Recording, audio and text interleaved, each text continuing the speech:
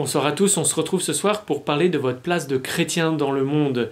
Et puis vos questions particulièrement qu'on va aborder ce soir, ce sont celles qui tournent autour de la mission. Comment être un disciple missionnaire, comment évangéliser, comment annoncer le Christ. Alors la première chose, qu'est-ce qu'un disciple missionnaire?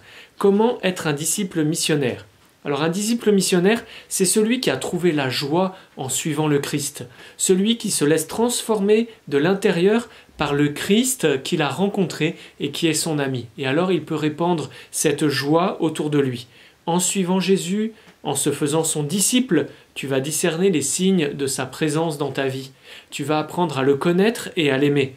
Et alors, toi aussi, tu vas pouvoir te mettre à agir comme Jésus. Tu vas pouvoir annoncer cette vérité qui est vitale pour toi. La vie de Jésus sera ta vie. Et alors tu pourras annoncer autour de toi qui est Jésus et ce qu'il fait pour toi. Donc, un disciple missionnaire, c'est celui qui est habité par le Christ. C'est cette vérité qui l'habite profondément. Et alors, si ta vie est transformée, fondée par ce lien personnel avec Dieu, alors tu vas pouvoir conduire les autres à entrer aussi dans ce lien. Voilà, ce qu'est un disciple missionnaire. Alors ensuite, vous aviez une question qui était de comment éviter de faire une mauvaise impression en évangélisant. Comment éviter les contre-témoignages. Le contre-témoignage, c'est quand on vient par ses paroles ou par ses actes abîmer le message qu'on est censé transmettre. Comment éviter alors le contre-témoignage? Eh bien, en étant transformé par le message que vous transportez, en vivant l'évangile. Si vous vivez l'évangile, alors du coup, vos paroles et vos actes ne seront pas en contradiction avec l'évangile. Par exemple, si je dis « heureux les doux », et que moi-même je suis une grosse brute qui tabasse tout le monde, ça c'est un contre-témoignage. Mais si je dis heureux les doux et que je vis vraiment de la douceur, alors je ne ferai pas de contre-témoignage. Alors, il faut pour cela beaucoup écouter les gens. Il y a dans toute transmission d'un message un émetteur et un récepteur. Si vous êtes le transmetteur, il faut aussi veiller au récepteur. On ne dit pas n'importe quoi à n'importe qui, n'importe comment et n'importe quand.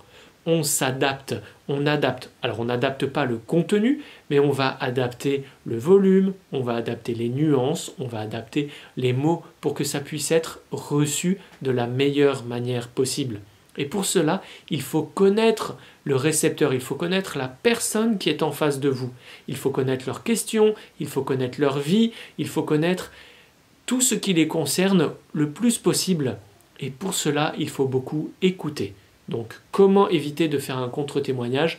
En vivant de l'évangile et en écoutant d'abord les personnes. Surtout, beaucoup écouter.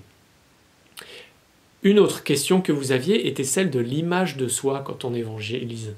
Comment ne pas passer pour le cateau relou? Et ça, c'est une question importante pour vous, les étudiants. C'est normal de ne pas vouloir passer pour un idiot. Et on est rarement aussi idiot que ce qu'on a peur de l'être. Rassurez-vous. De quoi est-ce qu'on a peur en fait? Voyez, beaucoup de gens font plein de trucs stupides et passent pour des gros malins. Et bizarrement, c'est les gens qui disent la vérité qui vont passer pour des idiots. Alors, il n'y a pas de raison que ça se passe comme ça. Il faut intégrer que vous portez quelque chose de grand, quelque chose d'important, quelque chose de précieux, quelque chose d'essentiel. Et alors, vous aurez plus trop peur d'en parler aux autres. Enfin, juste un peu peur, mais pas trop. Alors après, comment ne pas passer pour le cateau relou de service? Eh bien, en prenant en compte le point de vue des autres, en les intégrant dans vos arguments.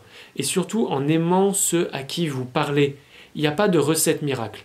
Soyez ce que vous êtes de manière décomplexée et sûr de la vérité que vous avez à transmettre. Votre dernière question pour ce soir, quels sont les mots à utiliser avec nos amis qui sont athées? Et aussi avec ceux qui ne sont pas nos amis d'ailleurs. Les mots à utiliser, eh bien, ce qui va jaillir de votre cœur. Tout va dépendre des circonstances, du sujet.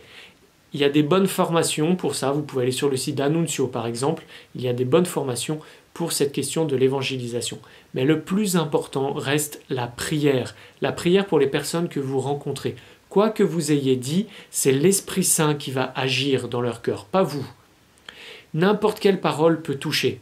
Mais pour être sûr de taper le plus juste possible, formez-vous. Par pitié, je vous en supplie, formez-vous. Alors comment? en lisant la parole de Dieu, en la méditant, en la faisant vôtre, et puis aussi en creusant des thèmes, en ayant des thèmes de recherche. Bref, c'est un péché d'être un catho idiot. Formez-vous. Vous vous ferez du bien et vous ferez aussi du bien aux autres en leur permettant de mieux toucher ce Dieu que vous connaissez. Vous avez tous fait l'expérience d'un mauvais prof de maths qui ne maîtrisait pas bien sa matière. Il ne vous a pas fait aimer les maths.